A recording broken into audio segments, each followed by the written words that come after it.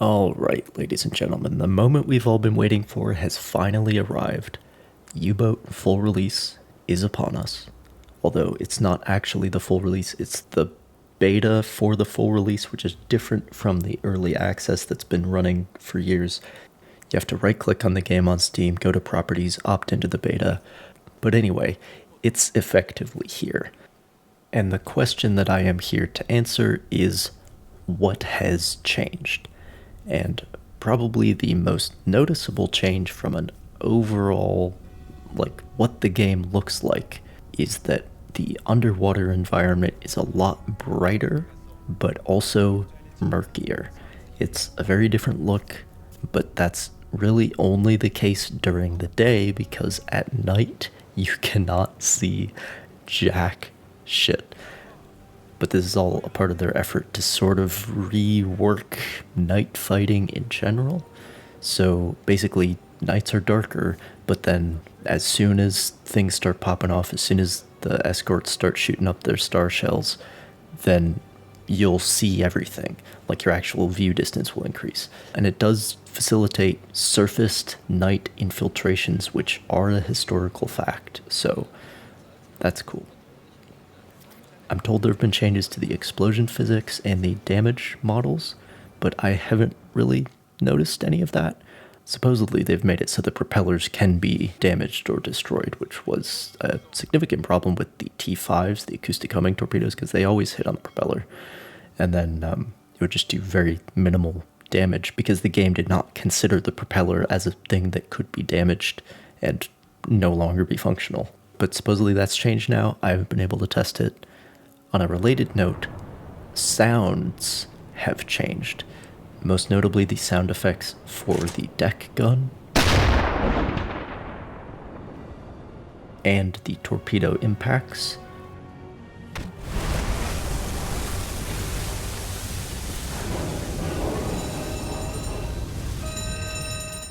I don't think the ones that they've chosen are going to satisfy the crowd, though, because they're kind of thin, I guess.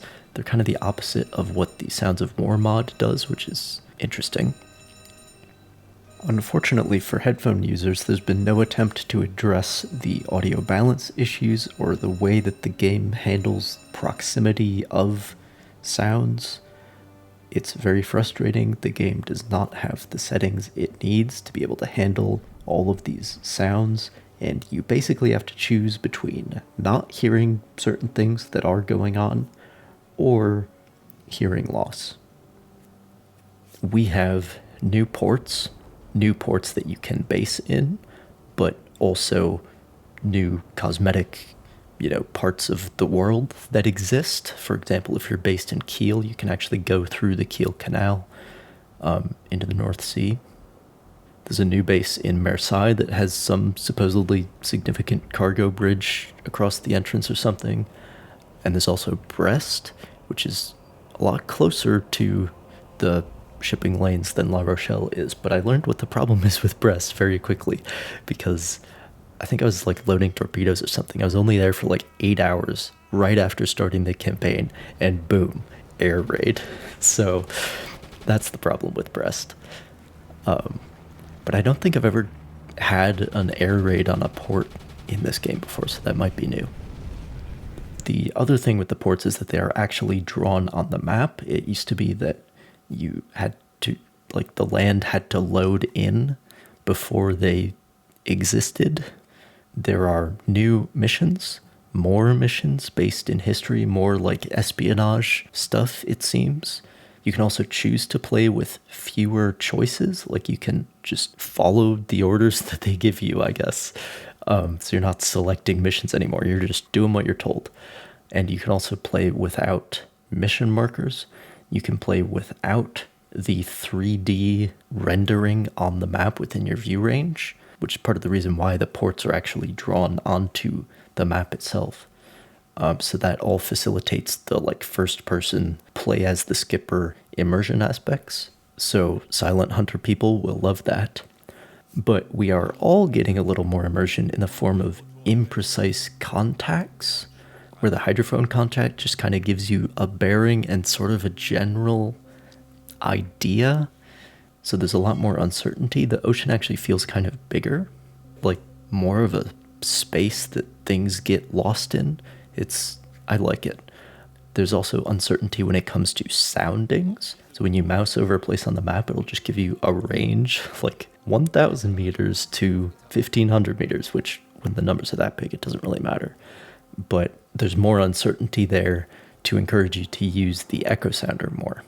And the echo sounder is my segue into talking about the boats more, because all of the devices, the echo sounder, the torpedo tubes, the torpedo data calculator, the actual fire control box for the torpedo tubes, I don't even know where that is.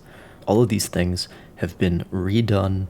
I mean, the TDC was added to the game. It's basically the TDC mod is just now in the game. But all of these things can now be used from the first person.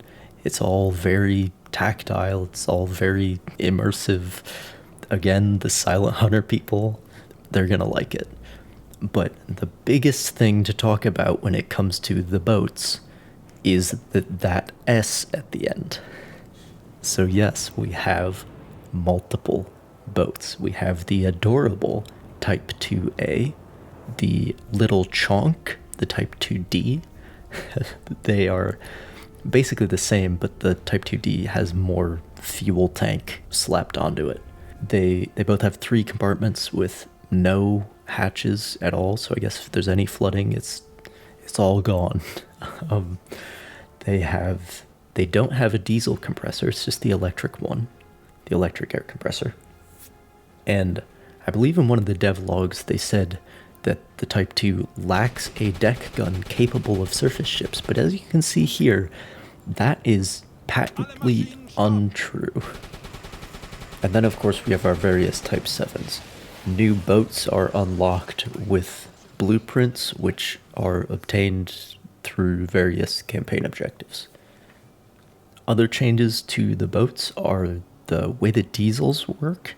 It used to be at flank speed, you would be getting the maximum battery charge out of the diesels, but it has been changed where that is the opposite of the case, because at flank speed, you're using all of the energy of the diesels to propel yourself forward. So at flank speed, the diesels will not charge the batteries, and then you will get the most charge by sitting still and just charging the batteries. We have different camos and emblems in the actual game now. This has been a mod situation for a long time, and a lot of the mods used the upgrade slot on the conning tower to change the emblem. But in the base game now, there is a separate upgrade slot for the emblem on the conning tower, separate from the conning tower upgrade. So all the mods that add emblems will have to move, it seems simple to me. You just move those over to that new upgrade slot that has been provided expressly for that purpose. There's also another upgrade slot that has been added for the camo. So presumably you'll be able to acquire different camos, different emblems in the game for doing different things. But of course, the mods will provide as well. On the subject of mods, some of them are working right now, like very rudimentary things that just essentially change numbers in the game, like Breathe Easier that just reduces your crew's oxygen consumption, the 4-hour torpedo warm-up. Things like that are just so incredibly, like they literally just change a number.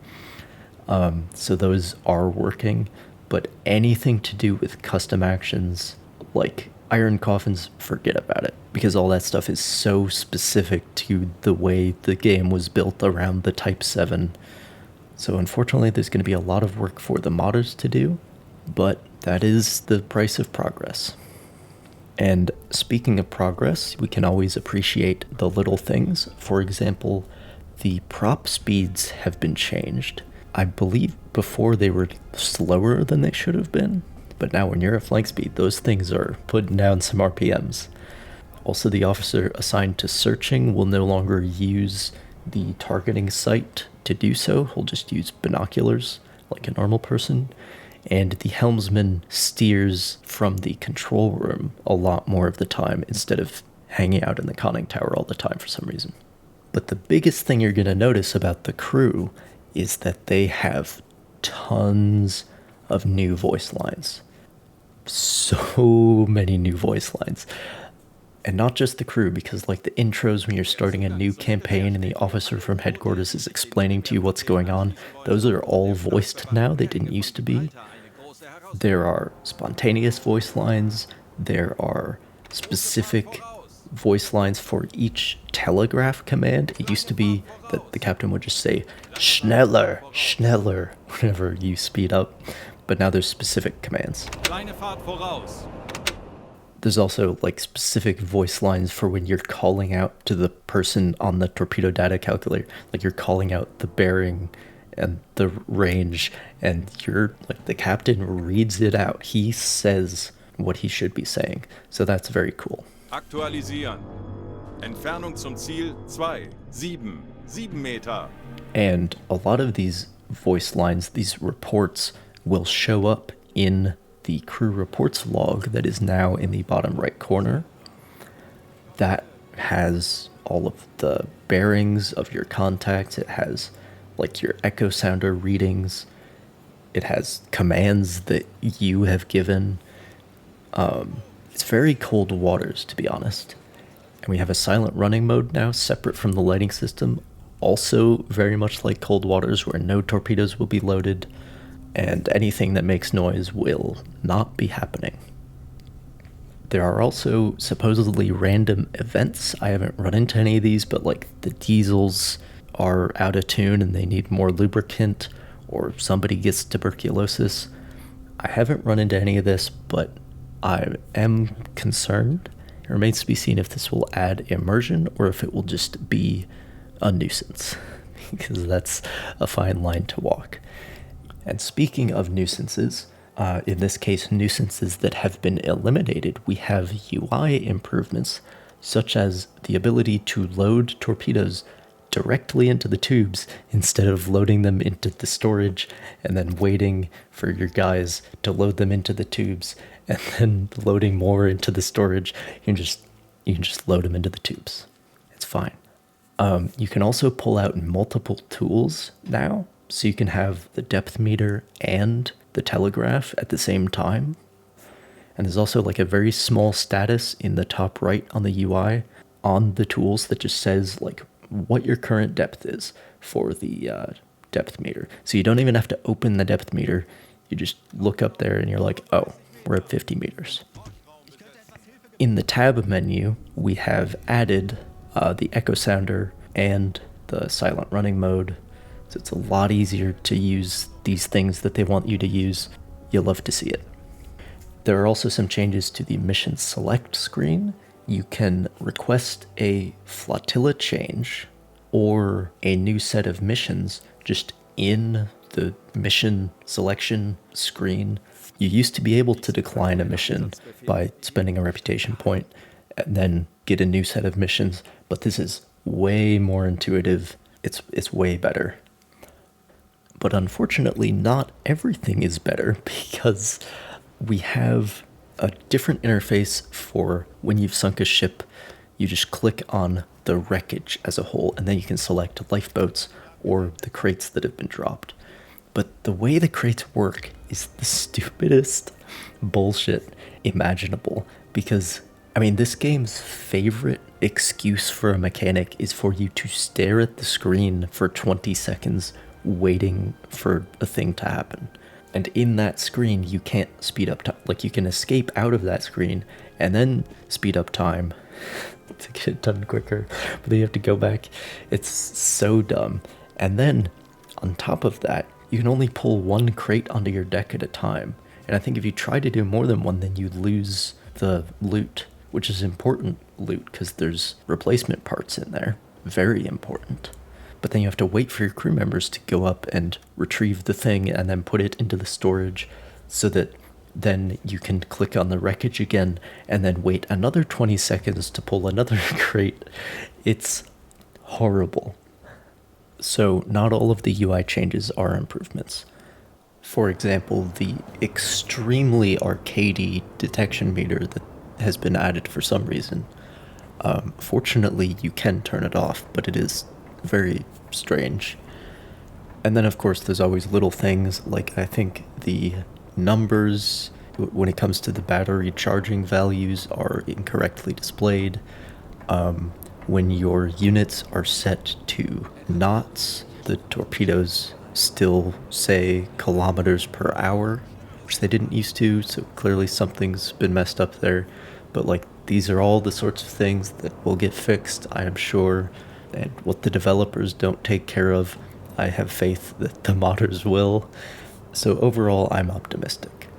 The big thing is that we have multiple boats in the game now, and that makes it a hell of a lot easier to add more in the future, like the Type 9, like the Type 21.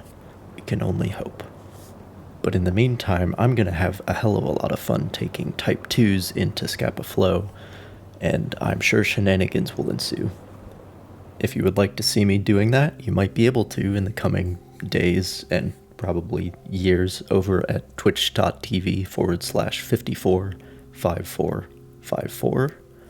And all of those streams are archived in a YouTube channel called The 54 Archives. They're both linked in the description. But if this has been entirely too many quotative likes for you, if you would like me to just go back to doing overdone, scripted, incredibly pretentious content on this channel, don't go anywhere. You can just forget that this little burst of unscriptedness ever happened and stay tuned.